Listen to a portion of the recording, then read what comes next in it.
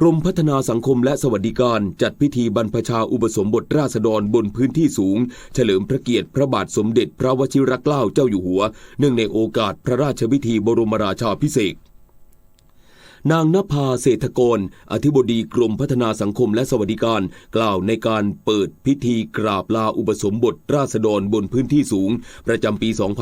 2562 เพื่อเฉลิมพระเกียรติพระบาทสมเด็จพระวชิรเกล้าเจ้าอยู่หัวเนื่องในโอกาสพระราชพิธีบรมราชาภิเษกณพระอุโบสถวัดเบญจมบพิตรดุสิตวนารามว่า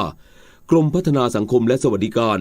ร่วมกับมูลนิธิเผยแพร่พระพุทธศาสนาแก่ชนถิ่นกันดารในพระราชูปถัมภ์สมเด็จพระศรีนครินทราบรมราชชนนีและคณะพระธรรมจาริกจัดพิธีบรรพชาอุปสมบทหมู่ราษฎรบนพื้นที่สูงณวัดเบญจมบพิตรดุสิตวนารามกรุงเทพและวัดศรีโสดาจังหวัดเชียงใหม่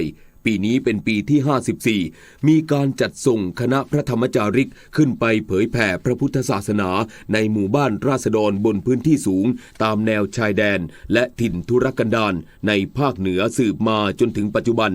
ผลของการเผยแผ่พระพุทธศาสนาของคณะพระธรรมจาริกทำให้ราษฎรบนพื้นที่สูงเกิดความเลื่อมใสศรัทธาและประสงค์เข้ารับการบรรพชาอุปสมบทเพื่อสร้างศาสนทายาทในพระพุทธศาสนา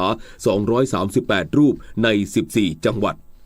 แล้วก็จัดทุกปีเพราะว่าเราบอกว่าพื้นที่ชาวเขาเป็นพื้นที่บางแห่งเป็นทุรกันดารซึ่งการเข้าออกเนี่ยมันยากลำบากดังนั้นราษฎรพื้นที่สูงเนี่ยโอกาสที่จะมาทำกิจทางสงฆ์หรือว่าเป็นประโยชน์ทางศาสนาเนี่ยอาจจะค่อนข้างยากดังนั้นวัตถุประสงค์ของเราก็คือให้น้องๆที่บวชเป็นพระกับเนรนะคะ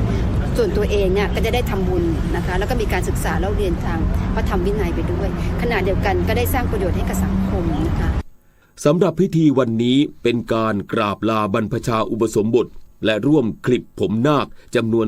238 รูป